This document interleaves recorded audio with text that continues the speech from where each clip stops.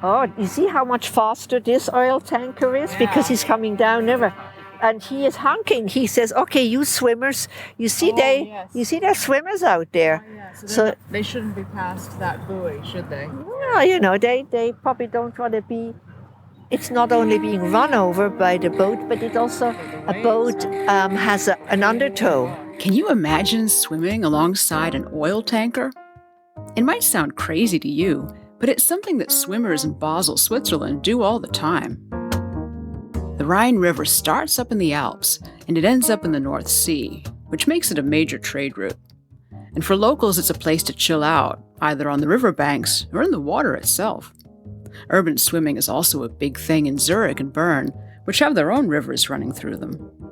I'm Susan Masika, and this is the Swiss Connection.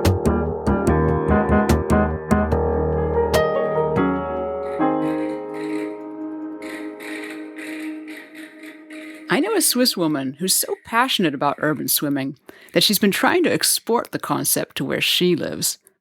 Her name is Renata von Tscharner, and she's an architect and an activist who lives on the other side of the Atlantic, in Cambridge, Massachusetts. She taught landscape design at Harvard, where she had her students design spaces alongside the Charles River.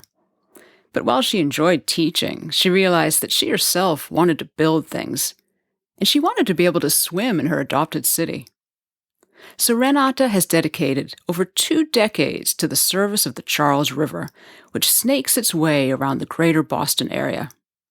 And I was really excited to meet her because I'm from Boston and I love swimming, especially in the Aare River here in Bern. But swimming isn't allowed in the Charles. To have a river of the importance of the Charles River that is between Boston and Cambridge and not being able to swim in it, it's so sad because it's an enormous resource and it gets much hotter in the summer than it gets in Basel or Bern. And so you really need that cooling off. And it just feels wrong that you have this body of water and you can't get into it. But you have sometimes gotten into it. Well, absolutely. And I have worked ever since I was there. I was first involved in just the water testing.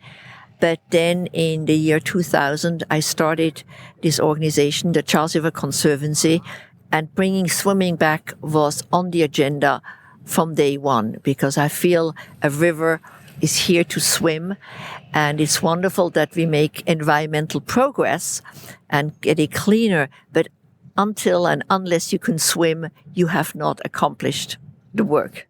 As recently as the 1950s, you could see the pollution in the Charles River. There was human waste, as well as chemical and industrial waste.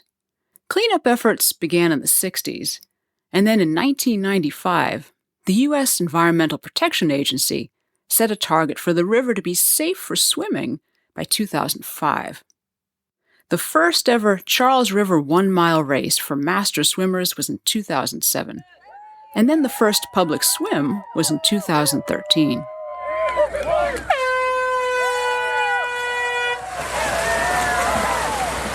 But these probably wouldn't have happened without Renata, who grew up near Basel and who still visits family and friends there regularly. I met her on the promenade along the Rhine in Kleinbasel, with a good view of the old town's skyline. This place along the Rhine here, that captures so much of what urban livability is about. I mean, the mother jogging by with a baby, a man in his 80s on a bicycle, people walking, swimming. I mean, this is pretty amazing. She was wearing a headband in her wavy gray hair, and she looked ready for some more waves, thanks to the turquoise swimsuit that was peeking out from under her shirt. I had mine on too, just in case we'd have the chance to go for a swim together. She was telling me that the Charles is much cleaner than it used to be. Over $500 million have been spent on cleaning it, mostly by separating drainage and making sure that sewage doesn't flow into it. There are still days when raw sewage goes into the river if there's too much water that the sewage pipes can't handle, so it overflows into the storm drains. So there are a few days a year when you cannot swim, because that would the cost of changing the whole infrastructure would be in the tens of billions, and that becomes a public policy. Do you spend those dollars to have 100% safe river, or do you accept that a few days a year you cannot swim? So, I mean, if we can swim, 95% of the time, that is wonderful. But despite the improvement in the water quality, there's still a no swimming policy. And plus, there's a carpet of toxins on the river floor. Right now, it's still illegal to swim. It's safe to swim, so even if you fall in, you don't have to rush to the hospital. But the state does not want to encourage, and we don't want to encourage people to jump in at any place because there are sediments. It's not like the River Rhine that flows fast and that cleanses the bottom. But the Charles River is very slow flowing. It's more like a lake, and there are sediments there, and these sediments contain a lot of heavy metals and toxins. So you don't want people to stir that up. The water is clean that flows over it, but you want to leave the sediments alone. But the organization that Renata founded, the Charles River Conservancy, or CRC for short, has a solution for that. It's developing plans for a swim park, where swimmers would be able to get into the water from a clean boardwalk. Their feet would never touch the sediments. And to get people excited about the park, the Conservancy hosts public swims that it calls city splashes. These are special one-day events where people can sign up for a group swim. Each time, the CRC needs permission from the river's owner, which is the Massachusetts Department of Conservation and Recreation. Plus, they have to test the water shortly beforehand. And it's always tricky because you test the water, and then that was yesterday's water quality. So we have established some procedures that we get the water tested and the approval. And then if it doesn't rain more than a quarter inch, that data stands. Because if there's quite a bit of rain, then some things come into the water, and so the water quality might have changed and you don't have time to test it again. Luckily, the water quality has held up. But it's murky, so they use the buddy system, as Renata was telling me.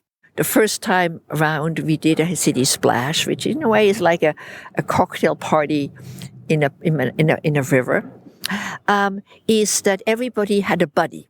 So let's say you and I decided we're going to be buddies together. So you made sure that you at all times knew where I was and vice versa. And the buddies had to check in together and they had to check out together. So we looked out for each other. And but it was we signed up together.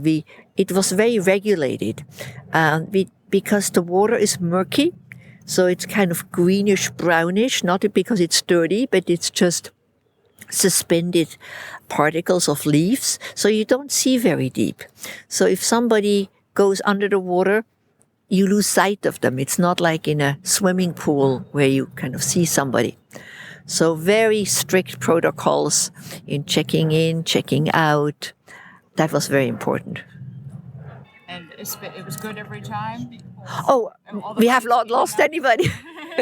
Oh, absolutely. And we had twice as many lifeguards as you would have in a swimming pool just to make sure everything went well, because you want that to be a total success so you can then move on to the next step. And the next step is having swimming there not just one day a year. That is the goal. But as legislators want to know, is there really a demand for urban swimming in the Boston area? Do people really want to swim in the Charles River like they do in Basel's Rhine and Bern's Ara? Once you are in that water and you see the trees above you, you see the cityscape, the Golden Dome of the State House in Boston, everybody came out of this experience as a converted swimmer. Whereas they might have started saying, oh, I don't know why you want to swim, because the river has this reputation of being a dirty river. There's that song called Love That Dirty Water, which is hard to overcome. So you had to convert people. This is an experience that is wonderful.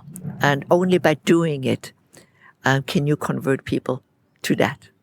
She mentioned a song from the 1960s, Dirty Water, by a band called the Standells. And it goes kind of like this.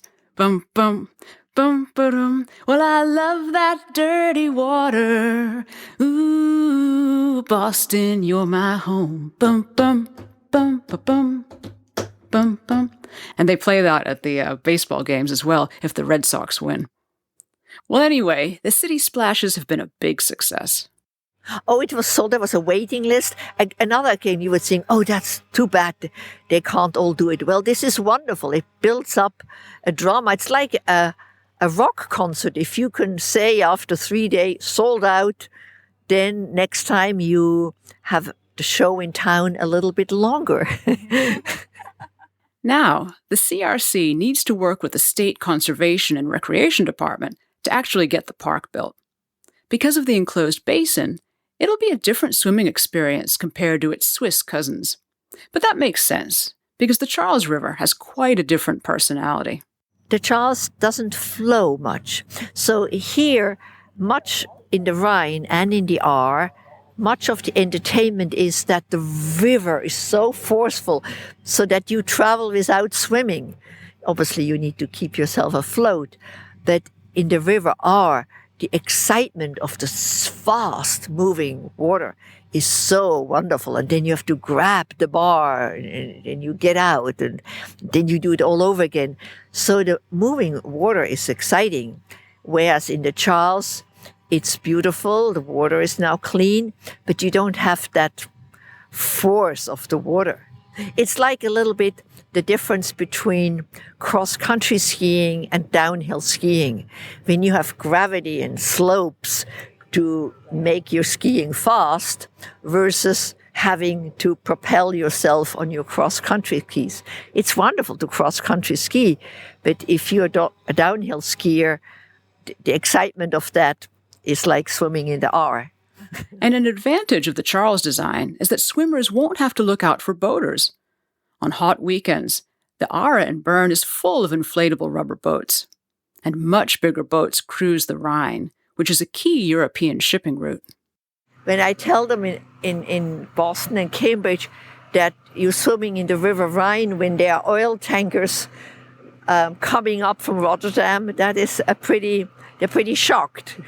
I'm surprised as well because I'm more used to the Aare, and this is quite a contrast. When you swim, you kind of look of who is coming. You see this oil tanker, it says Dubai on it, that's oil. So he comes up from Rotterdam and he delivers it to Beersfelden. And so before you jump in, you kind of look left and right, like on a highway. Is there a truck coming? If he's coming upriver, it's a little bit slower. But if they're coming downriver, the river is moving fast and they're probably empty. So they're moving at the good speed. While we were talking, we saw lots of tankers and other large boats. I thought they looked a little scary. So I was glad to have Renata as a buddy for my maiden swim in the Rhine. And while we were getting ready, I asked her how many times she's gone for a dip in the Charles, even though it's verboten. Well, it's okay to do it privately and secretly, but I think it's clear, don't take your 100 best friends and do it, obviously. But I'm a windsurfer, so I fall in. And it's nice to know that when I fall in from windsurfing, or I also have what's called a SUP, a stand-up paddleboard, in which I see they are now also becoming popular on the Rhine. I might fall in, or I might want to cool off.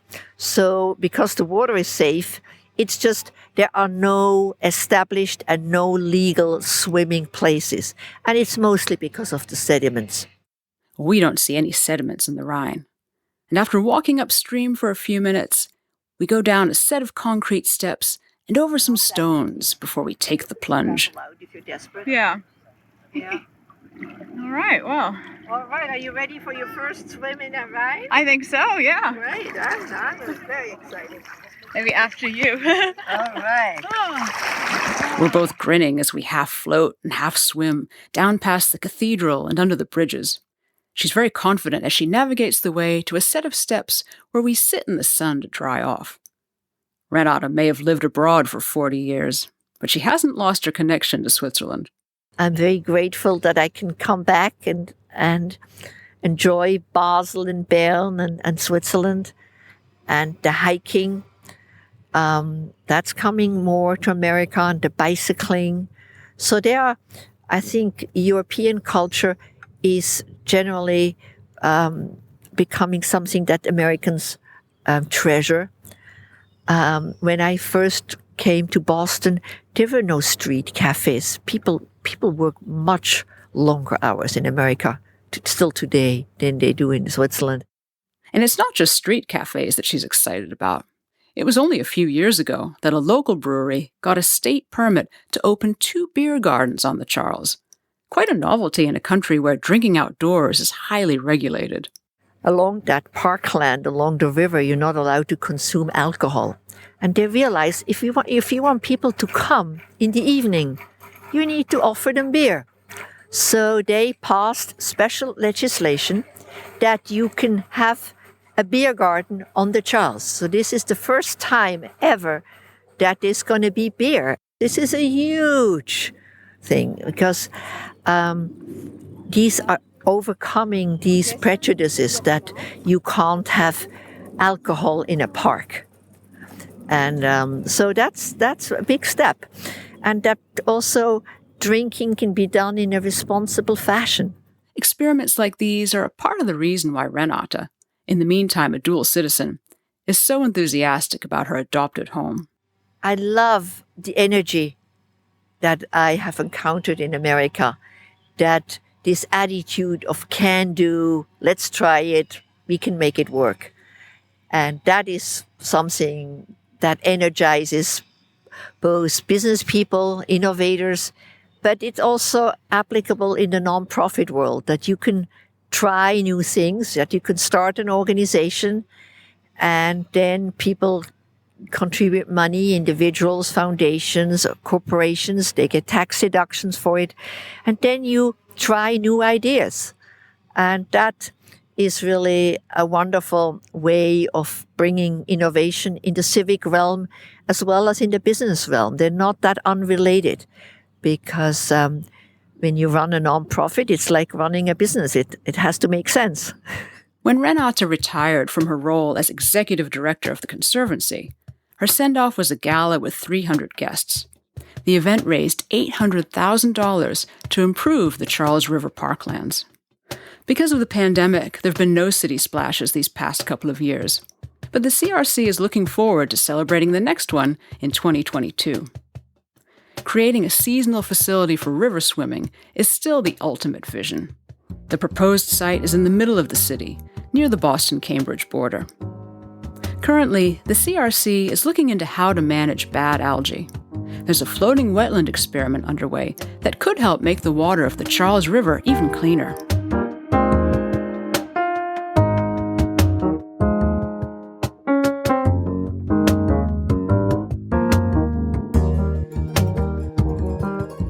And with any luck, Renata's dream of a swim park could be a reality this decade.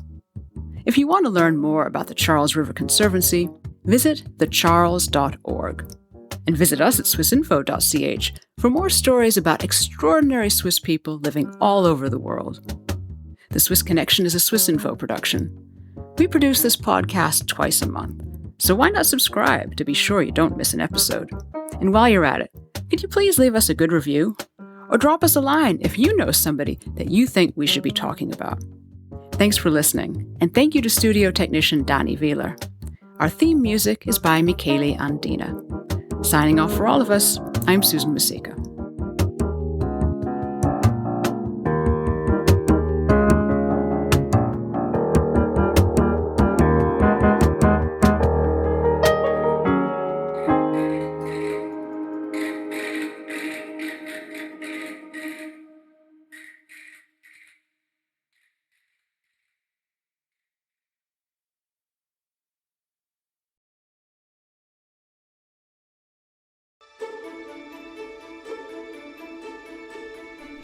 Do you want to polish your knowledge about Swiss elections, referendums, and political parties, while at the same time learning more about the quirks of the political system in Switzerland? If that's the case, our newsletter course is just what you need. Each week for a month, we'll send you a free installment explaining the most important details of how Swiss democracy works. Our course teaches you who is eligible to vote in Switzerland, what the different parties stand for, how election and popular vote results are implemented, and what distinguishes Swiss democracy from other political systems. Our crash course is interactive, like democracy itself. Your questions will be answered on an FAQ page, and you can debate with other users and share your inputs and opinions. We will also provide links to multimedia articles and videos to help you better understand the Swiss democratic system. Please join us and sign up for the free Democracy Crash Course newsletter at www.swissinfo.ch/democracy. That's www.swissinfo.ch/democracy.